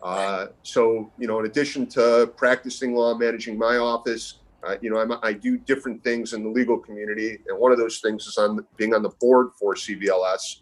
And CVLS now, they have like a step-by-step program where all people have to do is, if they're a struggling homeowner, is to get in touch with CVLS, and they will help them out and give them the direction and the guidance they need to get relief at this time. Oh, that's so important. It's some of these things are so confusing, even to people that are experts at this stuff. So to be able to have that help is so important. Howard, thank you so much for joining us. Let's get the information up for CVLS and what they're doing and how you can reach them. I know Howard gave out the number before, but let's get it up on the screen. Get your pens and pencils out. Chicago Volunteer Legal Services, 312-332-1624. All right, Howard, go Cubbies. Good to chat with you, man. Oh, Howard has just turned off his video there. I know he said go Cubbies right back at me. So we got to get Felicia back. Oh, there you are, Howard. Oh, Take there care. I am. Well, next summer, we'll get the Cubbies. Yes, amen to that. All right, Howard, thanks so much. I heard him say go Sox. No, he said go Cubs. I said no, Sox too. Sox too. Oh, Sox too. Sox too. I just thought I thought I heard something else. Yeah. You look great coming out of the pandemic, both of you. Thanks, all Howard. three of you. We all right. look. Yeah, thanks, Howard. All right. Have a great weekend. You Good too. to see you, Howard, as always. Bye-bye. Always enjoy our conversations with Howard. Great guy. Yeah. And we're neighbors, pretty much. Yeah. Amy, what'd you go get to drink more of? I got a little lemonade. Oh. And I had to put a sweatshirt on because it's freezing out here. I'm wrapped up in a blanket now. Mm-hmm. Oh, yeah. Oh, well, had to yeah, go- John did say it was going to be a little cooler these next couple of days. Yeah. It's cooler though. It's in the shade. I'm like, blah. It's See, the I'd rather sit outside with a blanket. So, because when it's hot, like there's nothing you can do. Right. So Right. I got a blanket and then I got a little snack. So we're good. Right. I got children playing in the backyard too. Maybe I'll get them to come up and join the show at some point. Don't yell at strange children to come into your apartment. They're not strange children. They're perfectly normal, Amy. Yeah. We know that you were nice, John, but No, I know them. Other people might want to call authorities if you do that. Actually, it's fascinating. They got 3 kids, my neighbors do. They're the sweetest people there are. I share a birthday with 2 of them. They're not twins. And then their third is born the day after. So What? 2 July 27th and a July 28th birthday among 3 people. Wow. None of them are twins. So I don't know what the parents, they have a big celebration in late November or early November. Wow. Every couple of years. I'm going to go get a coffee refill, by the way. You guys chat amongst yourselves, okay? okay, you do you. Well, BRB. apparently feeling very Friday-ish. Everyone's like, we're out, I'm out, I'm going. Bye, whatever. We worked all week. I'm taking a break. I'm taking a This break. is seriously work from home. It's so much that's happening. I can only imagine your house, Amy. Well, I just ran inside to grab a sweatshirt, and Miles is on the counter, and Todd is putting Band-Aids on the knees because they were outside, and somebody took a nosedive. And then Quentin is in the toy room trying to find a scratch on himself so he can get a Band-Aid. And everybody's laughing. I'm like, Right. Oh, that's good. That's good. Yeah. That usually those end in meltdowns. So right. No, I think the meltdown happened before I actually walked in the door. So I was like, oh, this is good. You're right. Everybody's Yeah. okay. Did I you find the remember dog? somebody get the peroxide. It's gonna burn, Mom. No, but now they make it where it doesn't burn. Really? Oh my Mhm. goodness. First the chickenpox vaccine, now non-burning alcohol. Well, I think it's peroxide, but yes. Okay. You find Fang? You call him Fang. So his crate, because if he's not up right now, he'd be in my lap. The dog, the 150-pound dog, is in the crate, but there's workers in the back. So they're banging and making Oh. noise and doing this and that. And so I had him in the front, but then the neighbors and passerbys are in the front. So it's a lot to manage because my house And I is, should tell everybody, I call him Fang because he looks like the dog from Harry Potter, which is Yes. Fang. they're cousins. Yes. Yes. I can't believe that dog is that big. It cracks me up. Okay, so one of the topics that we had today was how important acting spontaneously can be for your schedule and for your life. The other day, Teddy asked me to just go for a walk. Would you like to go for a romantic walk with the dog? It was just a normal walk. But the fact that he asked me and he That's tried to cute. plan it out, it just made my heart melt. And just like the That's little so cute. things could go such a long way. I tell you what, being spontaneous gives me anxiety. Why? I like planning everything out. Are you not like a surprise person? How are you with No. surprises? Nope. I like everything planned out. I like literally drive Todd crazy because we're the first people at parties. I can't be late. Late would actually give me like hives. And he's like, we don't have to be late. We just don't have to be first all the time. And I'm like, fine. And I Yeah, put the John- boys' schedules, everything. You're Yeah, talking about spontaneity? Yeah. I like it in like the workplace, but in my personal life, I'm not very spontaneous. I'm like Amy. I like things kind of regimented. I want to know everything. I'm not the first person to a party, but it's planned that I go 10 to 15 minutes late. But I don't You're know. on JH time. Spontaneity makes me nervous. I mean, you guys know me. I'm a high-strung person at some times, and not knowing what's going to happen next, that worries me. So I like to kind of control it. Oh, Yeah, honey, controlling I the need a situation. lot more color in this life. I'm all for it. I don't have that planning thing. I think I'm opposite of you guys. And I think that's so interesting, John. You said with work, but not with home. I I'm know. opposite. Well, like, so I value the, the spontaneity that we have together, the weird things that I agree. happen on the show, like the wackiness. I was spent so much time on the street with people, and they'd say I love that because it's like in this little 2-hour window when we do our stuff, but like maybe it's because of my personal life is so regimented. It's like my little chance to like be different or whatever happens. That I enjoy, but not when it comes to where we're going. I plan out like our meals and like. We're going on vacation. I already know like what our meals is, and they're going to be all cooked already before we go. I'm going to put them in little freezer bags. I want to know what time we're leaving already to come back. It's like I wish I could be more like you, Felicia. Just go with the flow. It'll happen as it happens. Teddy's I like the planner. He tells I me what like to do and where to go, and I love it. I like that John says he likes spontaneity at work when we'll be in a commercial break and he's like, hey guys, let's do this. And he's stands that out. Wow, that's literally him. You got to produce things a little bit and then let the fun happen. That's all. Got it. Okay. John's like, act natural. Go. Yeah. Why did I come back? You're just gonna bash me when I sit back down. Not bashing, more just redirecting. Love you both. Okay.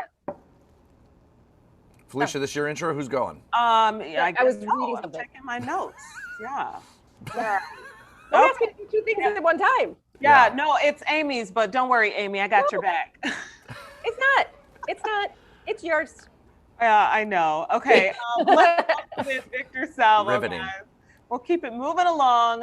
We got to talk about a legacy walk that's going on in Boys Town for Pride Month. We know we're supposed to be celebrating Pride and all the contributions of the LGBTQ community right now, but we've had to pivot a little bit. That doesn't mean that we can't still carry that same sentiment. Victor, hello. Hello. Happy Pride. Happy Pride. Thank you for being here. Let's talk about these efforts that you're planning.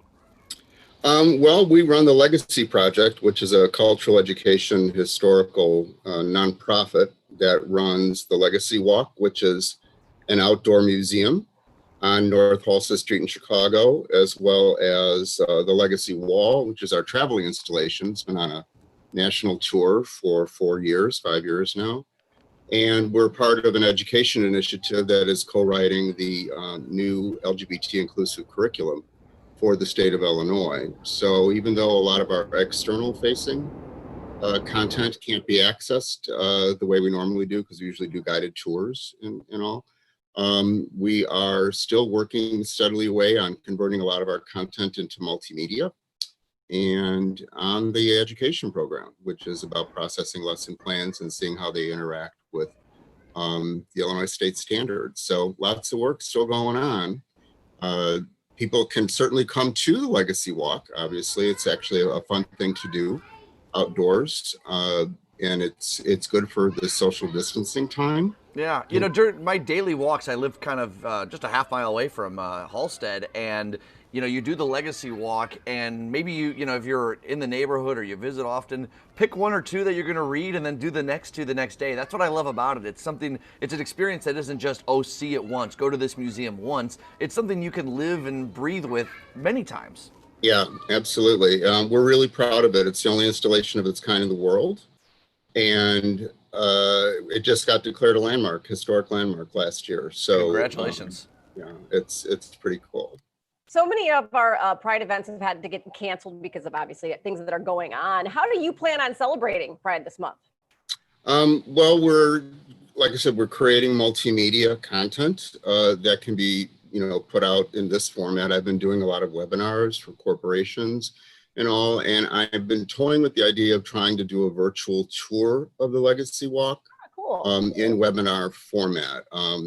Because of people's attention span online, it would have to be really truncated. There's 40 bronze memorials on the walk right now.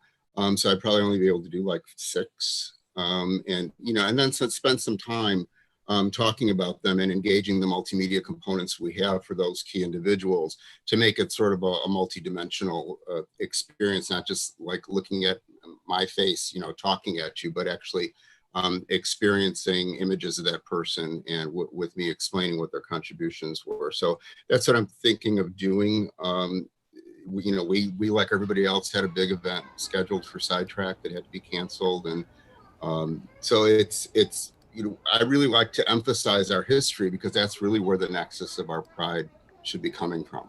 You know, our contributions to world history and culture have been so redacted that kids grow up without ever learning about people like themselves. And it's really important, especially for LGBTQ youth who are bullied, to have some sort of sense of historical context. And especially now. I had a chance to chat with Owen Kina, who has done some incredible things in the neighborhood. I imagine you. Co-founder of the Legacy Project. Yeah, and Owen, we did a story on him last year, and that was one of the things that he felt was so true, that, you know, when he came to Chicago and found the LGBT community, he finally felt like he knew who he was. And when we see Pride now, and it's, you know, stores represent Pride, everyone is Pride. You have to remember the steps that were taken, the journey that was taken by people that didn't get to be born into an era of Pride being a part of it, to really appreciate it. Well, not only into an era, but into a city like Chicago and in Illinois, where we have a multitude of blessings thanks to the work that has been done by, you know, generations before us. There are a lot of places in this country, as I'm sure you can all agree, that where the last 50 years have not taken place yet. So it's a really special opportunity to have something like this here, because LGBTQ people have historically lacked the ability to transfer memories intergenerationally. And that's a fancy way of saying that there are no gay grandpas out there relating the stories of the gay old days. So without that ability to transfer that information, and without kids being taught about it, there was really no way to actually share these achievements and contributions. So the creation of the Legacy Walk and having it be free and having it be outdoors and having it be all bronze memorials and with all the same gravitas that any other kind of thing would have is really about trying to close that gap, so that, you know, there's a lot of homeless kids who hang out on Halsted, and you know, the challenges that they face are so huge that, you know, sometimes learning about history is not going to be a real high priority, but at least it's there, you know, for them to learn something that they don't really have other mechanisms of doing it. And now that we're finally working on the inclusive curriculum, we can begin to address that in some way. And again, you know, kudos to Illinois for becoming the 5th state to mandate the inclusion of our contributions. It's good to see. The activist in me is excited for what's going on in our country right now. People are engaged and they are listening, and I think that is such a powerful thing. I want to know, how are you able to relate, and what opportunity do you see for our country and to push the narrative forward? Well, you know, LGBTQ people have been at the forefront of pretty much every social justice movement in existence, starting with Jane Addams, you know, the archetype of social justice activism, was a lesbian. Bayard Rustin, the architect of the 1963 March on Washington, who was a mentor of Dr. King's, he is also on the Legacy Walk. So what we're planning to do is just issue a series of quotes about from these people to actually address what's really going on right now from the past, because everything that we're experiencing, there is an antecedent to it. And queer voices have been present during those times, and we have survived. And that's, I think, the biggest message. You know, our community has endured its own plague, its own Holocaust, and yet we have survived and we have thrived. And I think that there's a message of resilience and hope there that I would really like to see us be able to apply to this current situation that we're in. And I'm not only talking about Black Lives Matter and what's happening in Washington, but just where we're at as a society, at a time when, for every reason imaginable, we should be coming together as human beings to work on shared problems, because everybody's got problems. We are literally being set up to tear each other apart. And our folks have been part of that. And we also are part of every other community. You know, we're Black, we're brown, we're yellow, we're white, we're red. We're all of these isms, you know, and I think that we have something to share, and we're going to try and connect our voices from our heroes to that. Yeah, I was going to say that it's just, there's so much going on in both of these groups that could really help each other out. You talk about trying to get transgender laws changed. Absolutely. And then you talk about the lynching, the federal lynching laws we can't even get passed. So it almost needs to be stepped together so that they make the voice stronger. Well, and that's why I really object to these attempts to drive wedges between us, and and I get really frustrated sometimes with some LGBTQ people who, and even though we want to believe we're all saints, actually struggle with just as many of the same biases that the rest of society has. And in some ways, it's even worse because we have a reason to get over that. I will credit this community with at least trying. You know, that's one thing that we do make an issue of in our work and in all the, you know, I've been an activist for 40 years. we have attempted to address this, and I think we will continue to do so. But concentrating on us being split apart and having wedges drive between us, that's never going to work. And I'm grateful to see just how many queer people are participating in all of these protests, because we should be there. We have a responsibility to all the queer people of color that there are, to all the trans people of color that there are.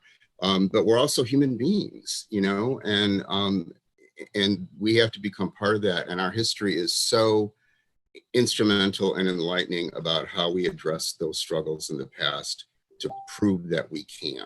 And that's why we need to do it now. And I think I just appreciate you connecting it to different moments in time in history, because I think a lot of people in the Black community end up feeling like their message gets drowned out when it comes time to talk about LGBTQ, the community, and some of the issues that they have as well. When we need to find a way where both groups are being acknowledged as well as being encouraged to move the conversation forward together and relate in some of those similar interests. Yeah, I really think that the biggest problem with the piecemeal approach to our rights, our civil rights as LGBTQ people, has been that it has been so incremental that for the same reasons white privilege gets you all sorts of other things, it was basically white gay men who were the first inheritors of the changes and the things that came along. And so just like I said, there are parts of the country where the last 50 years haven't taken place. There are parts of this community where the successes and gains of the last 30 years haven't registered yet. And that's why we really need to remember that we are all in this together. Until every person is actually protected equally, every other person is vulnerable. You know, it's that whole, you know, when they came for me, no one was left, you know, to defend me.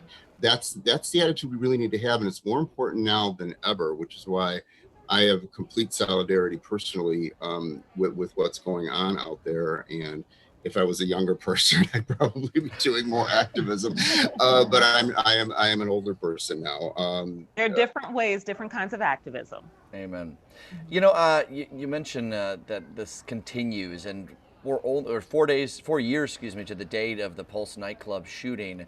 Just goes to show that even in recent history, very recent history, the oppression of LGBTQ people and the violence against them still is rooted in many different parts of our country, despite the progress we've made.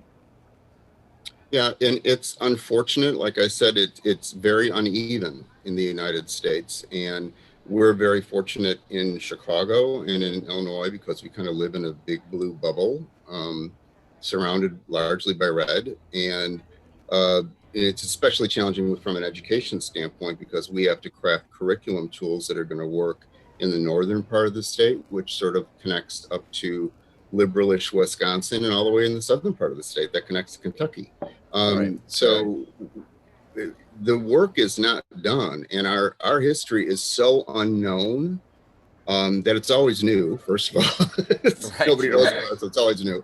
And I think that there are real lessons to be learned there because our folks were farmers, and you know we're everything. We're part of everything, and all those stories are in there. And I think that it's going to be a real revelation. We see with Legacy, especially with the Legacy Wall, which, like I said, has been touring the country. When we bring this information, we plop it down in some place where people don't expect to see it, and they look at it, it's gobsmacking. And I'm not talking just about LGBTQ people who come, and they're as startled as anybody else is, but it's the straight people who come. And the one question they ask all the time is, why weren't we told? Why weren't we told? And that's a direct result of the fact that our stories have been redacted from humanity's story. And our stories are extremely varied. You know, we are, like I said, we've been part of everything all this time. And you know, Legacy is an international multicultural experience. We don't just talk about, you know, what's going on in Chicago or something. We talk about the Cuban Revolution. We talk about everything is part of Legacy. So I really think that there's a lot to be learned there. And sometimes I just get really animated because there's so much in me that I want to try and get out, and it's hard to do. We're a really, really tiny charity. and we're struggling financially like everybody is, because 75% of our revenue is gone for 2020 because of COVID. So the creation of these multimedia pieces, we just did a really cool one on Josephine Baker, which, who was the world's most famous entertainer and a World War II hero and a civil rights icon. How many people have all of that in their lives, and we're really excited about being able to share these kinds of stories. And when you her story, it's really apropos to what's happening right now. Victor, we really appreciate your time. You learn something new every time you walk to the Legacy Walk. I just stopped at the Audre Lorde plaque the other day and read a bit about her and shared that story with my followers, something we all can do when we walk over, take some pictures and share it with people that can't make it to town. Victor, thanks so much for joining us today. Thank you. I had a great time. Yeah, Thank let's put you. up. Happy Pride. Yes, happy Pride, the Legacy Project, legacyprojectchicago.org.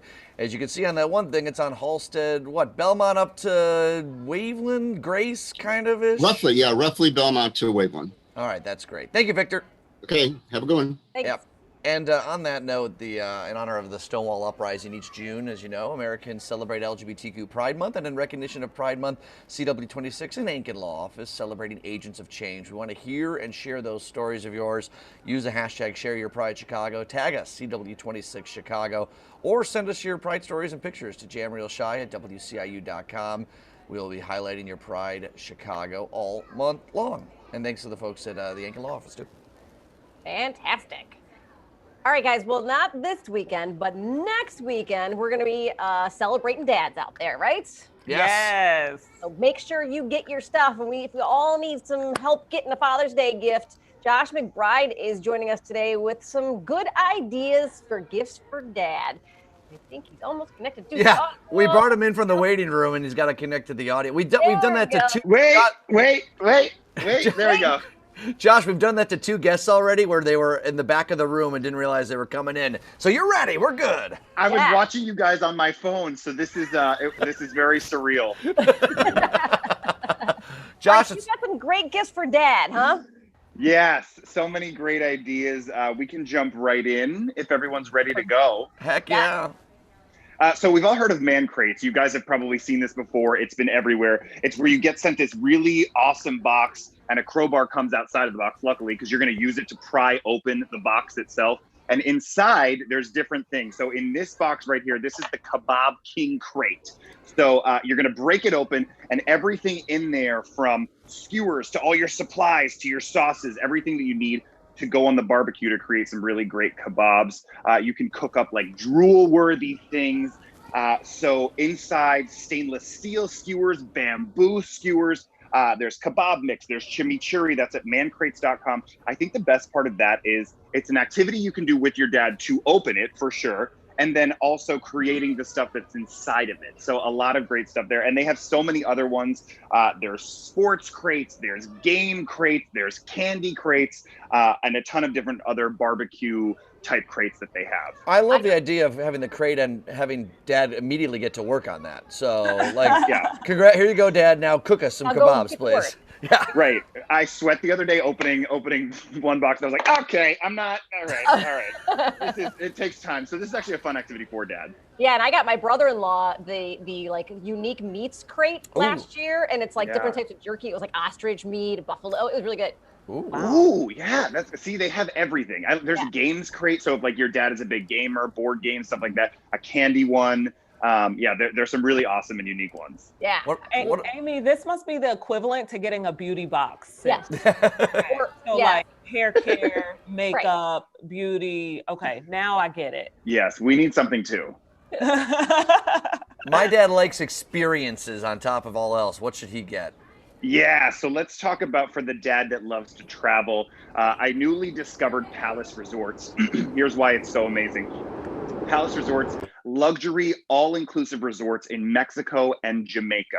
Take a look at this. These are beautiful. The best part about this right now is they have this incredible deal for dad. Buy one hotel room right now, get a free hotel room at equal value. So I'll say that again, get a free hotel room at equal value. So he can give it to a friend. He can come back later on. He can bring you his kid, hopefully. Kids and teens always stay for free at Palace Resorts. They have a great resort in Cabo. I'm looking forward to taking my next trip there at palaceresorts.com. But I love this because like this is kind of like I love this gift because it's like low-key selfish. Like, here you go, Dad, but like the other hotel room is for who? Yeah, Josh, there's nothing low-key about that. That is just straight up selfish, I love it. Yeah, I just like looking at the commercial. I'm like, it's Hey, wine. you're ready to go. You're ready to go. Nightclub, it's some food, it's a beach. Yeah, something we all need right now too. Yeah. So you're giving a gift for him, but then you get to benefit as his partner. Yeah. Like this is, you're giving him the gift, but Dad, you got that extra hotel room, so who you taking? Wouldn't it just be terrible? Right. But wouldn't it be terrible if he's like, thanks, son, I'm gonna go take my friend. Yeah, right. Yeah, like, no. So my dad watches our show often, and he just always comments about Felicia's and Amy's skin, how pretty and great it looks. Skincare is important for dads too. Yes, he always says you guys are glowing. Thank you, Mr. Hansen. Yeah, so how do I help out Chief Hansen? The ladies are definitely going to know this type of product, but this is for the guys. This is Lumiere de Vie Homes Ice Roller. So you guys know it, but for the guys out there, this is going to soothe your skin, help reducing the appearance of, redness, puffiness under the eyes, especially. I did it this morning. You probably can tell. Amongst other sensitivities, a lot of people like to put these, ladies, I don't know if you did that also. You put it in the freezer, of course, and then even rolling out your neck, like right after a long day, and just like cooling off your neck feels so great. So you do this on your face. Of course, you can use this one closer to the eyes where it's sensitive, things like that. This is at motivecosmetics.com, motivescosmetics.com. And this is great just to like, kind of just take away that extra puffiness in the morning. For us guys, we got to worry about our skin too, ladies. You got to increase circulation, right? Yeah, I was going to say, it's supposed to stimulate, right?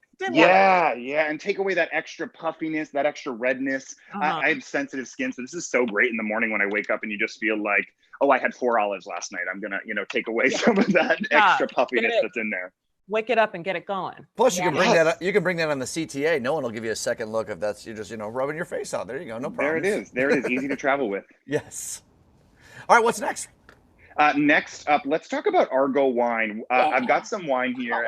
That's it. Oh, always an easy gift. I love the story behind Argo wine. It was started by 2 friends who just loved planning dinner parties together. And I think that's really cool and cute. So they streamlined a friendly, straightforward way into getting wine online, a wine shop. So they have something that I think we have a photo of. It's called the Blind Tasting Kit.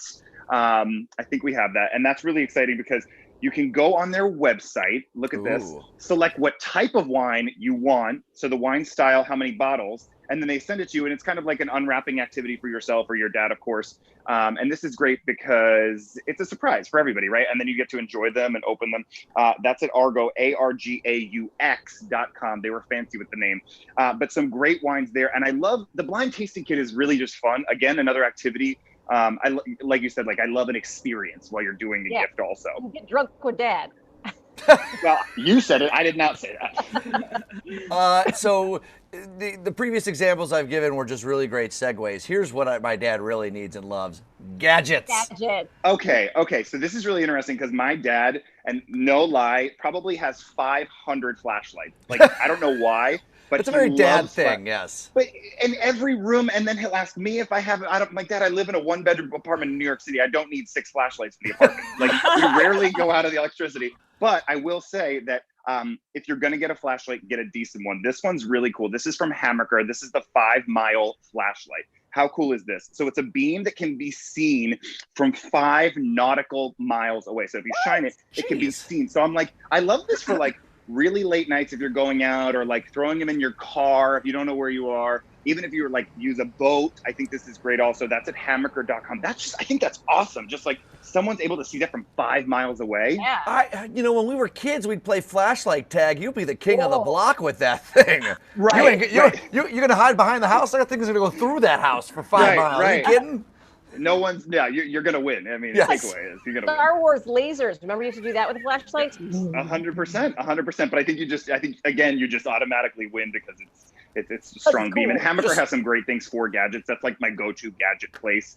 I was talking about before, an evaporating cooling cap that they have, which you put it under water and wring it out, and then cold water, throw it on your head, and it keeps you 20 degrees cooler than the outside temperature.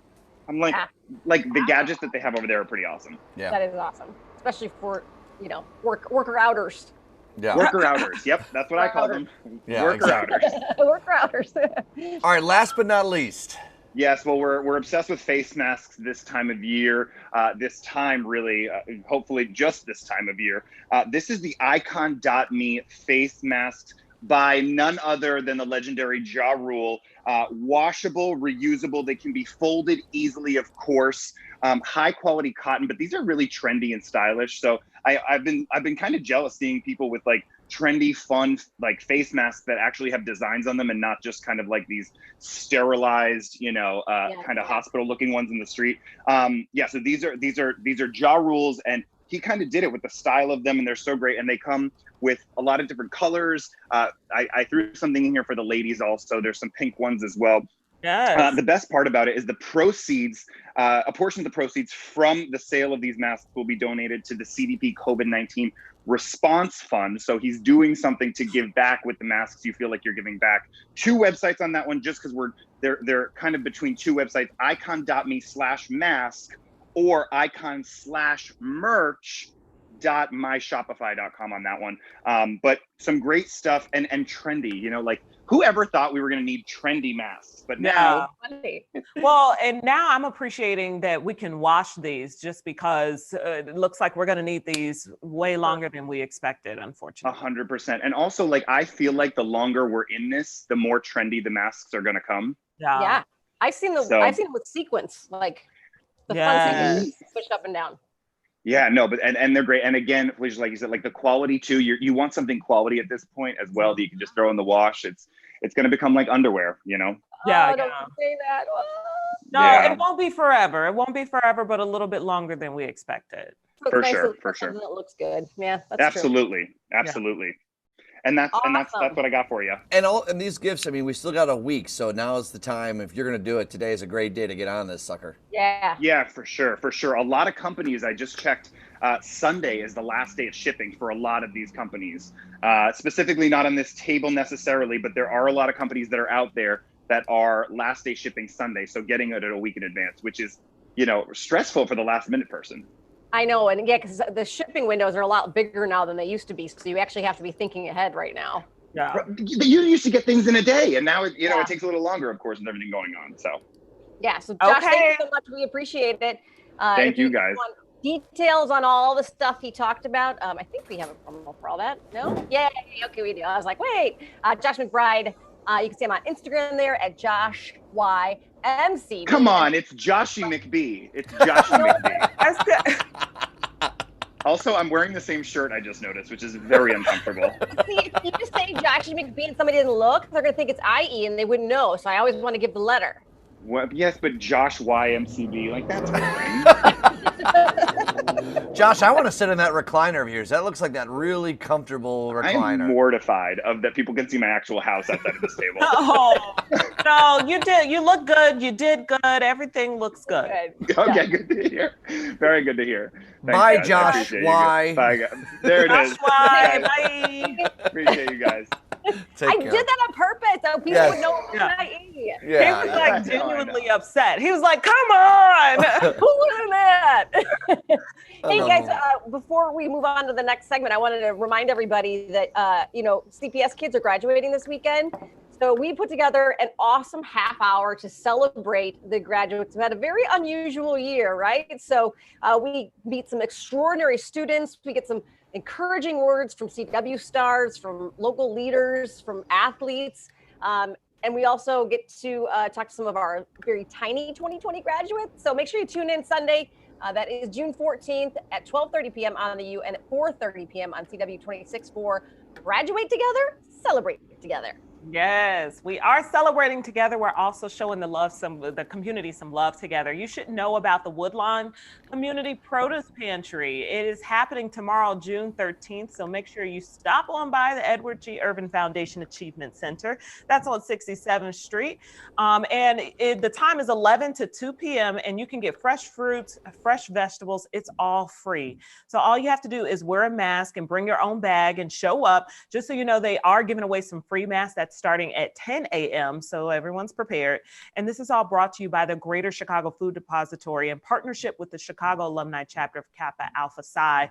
So they're doing important work in the community. A lot of people, they need food on the table right now. Yeah, for they're sure. trying to bring it right to you, and the Woodlawn community certainly needs a little extra love and support too. Yeah. You know, I've been watching, every now and then I'm flipping through the other channels. Cheryl Scott has to deal with a little puppy when she's doing the weather report on Channel 7. That ain't nothing, Cheryl. I got a train behind me as I'm doing this. This is real Chicago, not some nice dog that's got on a nice comfy chair. This is the elements here. Call her out, John. Yeah, exactly. What other meteorologist do I got to call out here this morning? No, love you all. Temperatures today, you will love all the way up to the. All you liar. Girl, I love them all. I love everybody. Y'all know that. Sunny skies downtown and everywhere, north side, south side, west side, east side, and northwest Indiana too today. It'll be cooler near the lakefront, pretty much all directions as the wind is blowing. Not all that stiffly, but out of the north-northeast. We'll get to 75 at O'Hare, maybe a degree or two above that. Maybe especially in the western and southwestern suburbs. But we're all going to cool down as a front moves through later this afternoon. Tomorrow's high temperatures won't get out of the 60s, it looks like, and that'll be cooler near the lakefront too. So as we pivot over to the 7-day forecast and show you tomorrow, 67 at O'Hare, probably low 60s along the lakefront. That's a little too cold, and in response, Mother Nature says, okay, John, I'll be a little warmer Sunday. So Sunday's going to be a nice day, 72 degrees. I got this inner dialogue sometimes in my own head. 78 on Monday. We know it comes out sometime. Yes, it does. Go ahead, I was Amy. gonna say, by me, right now the real field temperature is 62. It's chilly out here. I chose poorly today. I know. I got my college improv group Zippy. I almost called it a Zooty, but that is not what it is. But I feel like that should be a new brand name. Anyways, it warms up next week. You were in a college improv club? Yeah, I was in an improv and a sketch group. I did two different comedy groups. Well, why does that surprise you, Felicia? Well, first of all, I've never heard you refer to this. Second of all, I've never even heard of such a club actually existing. Third of all, the fact that you haven't shared this with us and that this is actually like a thing, it also is like not shocking. What sounds more likely, that I've never revealed that I did comedy in college, or that Felicia wasn't listening when I was talking? I did sketch comedy and improv comedy. That's different though from being in a club. And no, performance group, fine, same thing. I gotta clean up my screen. You go away now. Let me mute my mic with the tray. Yeah, let's bring in the rest of the Jam fam. We're gonna play another little game here this morning. I think Brandon's in the waiting room, and maybe Deanna, Miss Christy Green. Come on in, y'all. Come on in. What's up, guys? What it do? What it do? Hey. Oh, that's how Brandon walks into every party. What it do, everybody. That's pretty much how I arrive, you know. Usually they don't respond, John. It's okay. True. It's true. I will agree with that. Respond pretty well. All right, what are we playing today? Never have I ever. Oh yeah. Okay, so, and I need someone to then specify, because we're gonna do it with fingers, because you can't do it with the shot glass or whatever you normally did in college. Do you put your finger up if you've done it or not done it? Or you start with them up. Down. Yeah. Put it down. If you've done it or if you have. Okay. Right? So you want to say something you haven't done, but if you have done it, you put it down. Right. Okay, got it. So if you said, I wouldn't be able to say this, but if I said never have I ever been on TV, if you have been on TV, you put your finger down. So we'd all be putting our finger down. I always Okay. forget that. Okay. So how does this go? Who's going first? Where's the beer? Why didn't you bring any, Brandon? Next time I'll make sure to deliver to everybody. Thank you. Oh Thank my you. God. It's a list. Okay, 10. Come on, let's just do this. Felicia, I love when Felicia's over it. She's just like, let's play. Let's go. All right. I'll start. I don't like games like this. I don't know. Okay. I'll start it. Okay. Never have I ever owned a piece of workout equipment. Wait. What? So if you've owned a piece of workout equipment, put a finger down. Like dumbbells? Yeah. Yeah. Beat, Yeah, we got okay. the Peloton, girl. We still got to ride together. Yeah. All right. So Never have I ever gone skinny dipping. Oh, absolutely. I mean, right? Where have you guys Why is done it absolutely? I've done it I in haven't done that. at Where least have three. you done this at? At least Never done it three. either. At least 3 states. I did it in I was like, Hawaii multiple once. When we went for like a band trip, everyone got a dare, so we did it. I've done it in Wisconsin on a lake once. I've done it in Illinois and Michigan. 4 states. A state-by-state tour. Yes. Dude, I lived in Las Vegas for 3 years. You know, stuff happened. Yeah. just Google Bellagio fountain TV reporter naked. You'll just see Amy jumping in. Naked John Hanson coming to a city near you.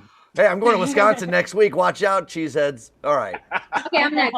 Never have I ever gotten out of a speeding ticket or a ticket or just anything.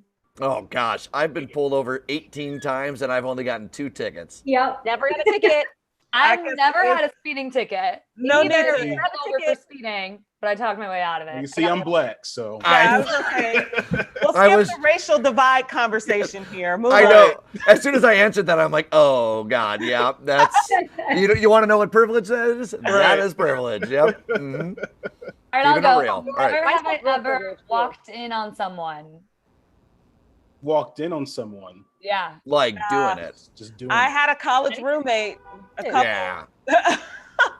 Yeah. Amy, you're. Oh, I'm up. Yeah, I think Also, Amy's up. the computer is like hurting. Like, I Okay, can't never have I ever forged a parent's signature. For sure. I was in 3rd grade. Guys, Don't attack me. I I have haven't a done that question. either. I So was I 9. failed. So I failed my eye test in 3rd grade when I needed glasses, and I thought it was my ISAT test, which is the Illinois Standardized Test. And so I didn't want to tell my parents that I thought I failed the ISAT, which meant I had to be like taken.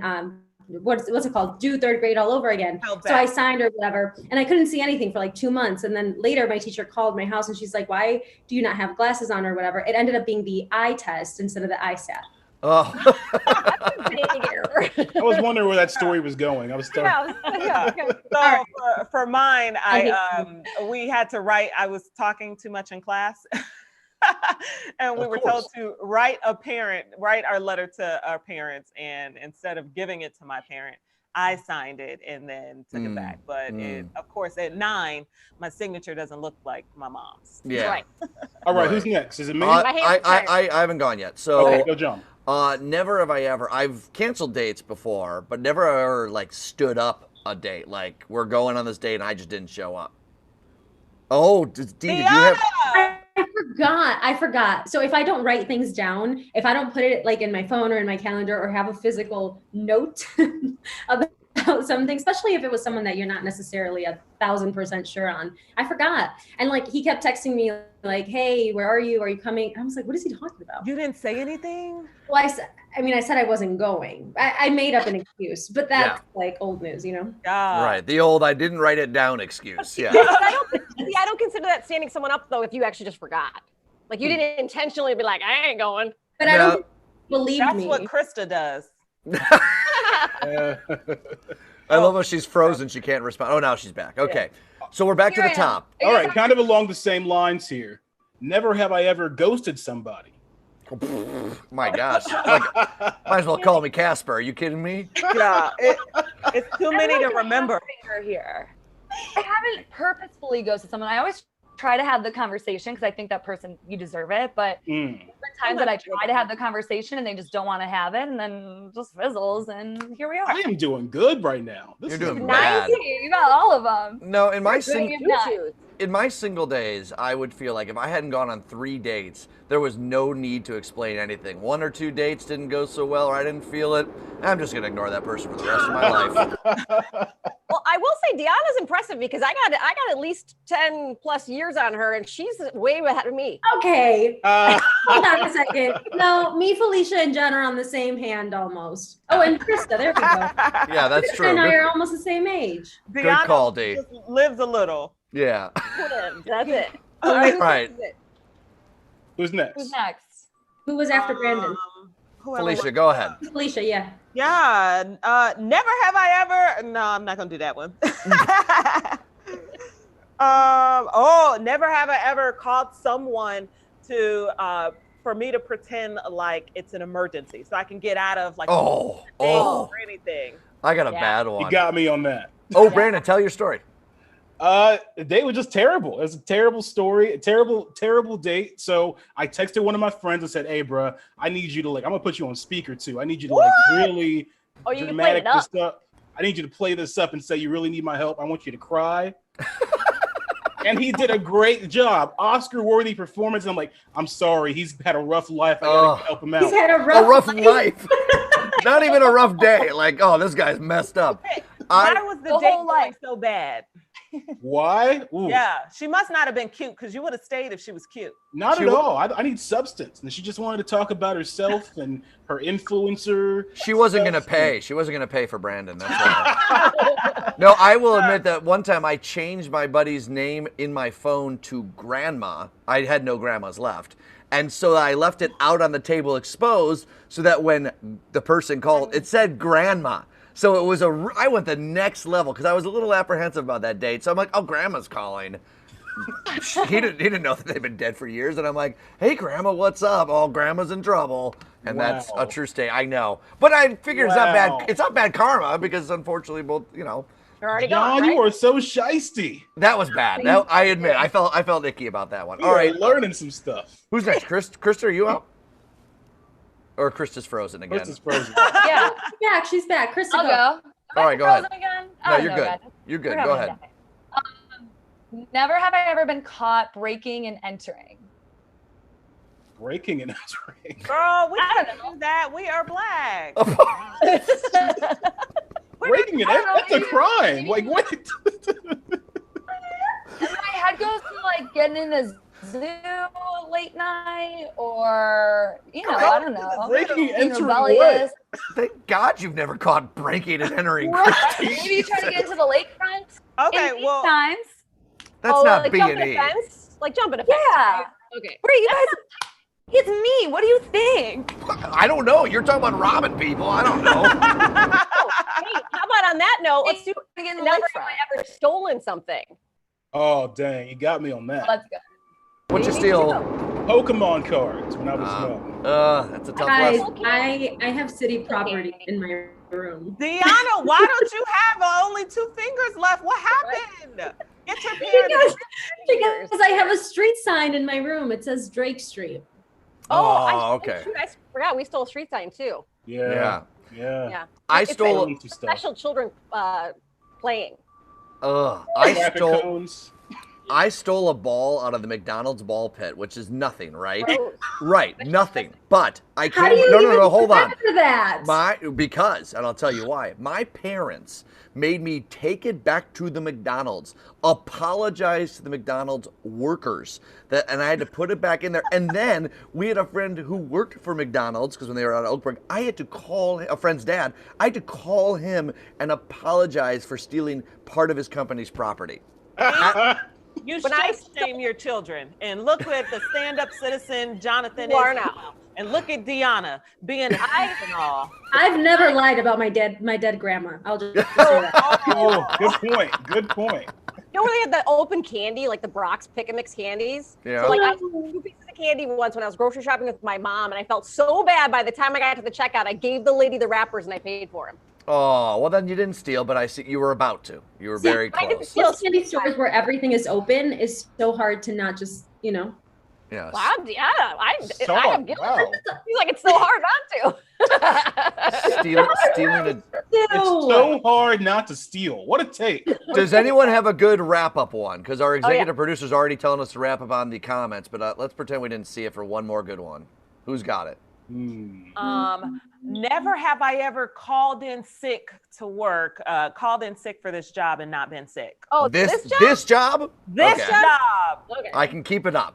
I can keep it up too. This job, yes. Sick? I'm good. Oh, Pope. Y'all lying. Everybody good. lying. Oh, Brandon, really? You the main liar, Oh. Brandon. Brandon, let's pull up the calendar of when Brandon's birthday is and when he starts calling sick Every days, and single then year. every year you could Brandon don't set He even a called off after his birthday. you could set a clock to it. Look, That my happened birthday's once. July 4th. and I was July legit sick. 5th. If it's a weekday, I'm at work. He's so- been legit Daniel, roll the sick 3 tapes. 3 years in a row. I was legit sick, guys. This is when you can tell that nobody else has kids. I can't afford to call them sick for no good reason because they're going to get sick and I'm going to need my sick days. Right, right. I've thought about it though. I heard my alarm clock at 1:30 and I'm like, well, I think Deanna wins. Yeah. By the way, Guys, Brandon. Afia, our executive producer, is commenting on our stream. I can hear you. Yeah, we know. Don't forget she's watching. Brandon, what are you, December 28th or something like that? Yeah, you got it. Yeah. I'm going to put the his birthday. Yeah, exactly. How do you think I know this? I'm putting December 29th. I'm going to mark. It's a Tuesday. I am marking this up and seeing what's going to happen. Listen, I've been here 3 years. I've worked 2 birthdays. I only got sick on one, and that was the last one. And I was legit sick, guys. I mean it. He's not adding that a couple of those were on the weekend, so he took the days afterwards. And he got out with the Brandon clause. No, yeah. Yeah, well, it's not our fault you were born on the 28th, Brandon. All right, well, this was a lot of fun. Yes, I know. Because Brandon could just start sharing stories about us, so we'll stop right now. Good. Don't let me air it out. Guys, it's always good hanging out with y'all. Yeah, it's always fun to have the show this way, guys. Have a great weekend. We'll see you back at 9 o'clock for the news on Monday morning, guys. Be safe out there. Bye, everybody. Have a good week.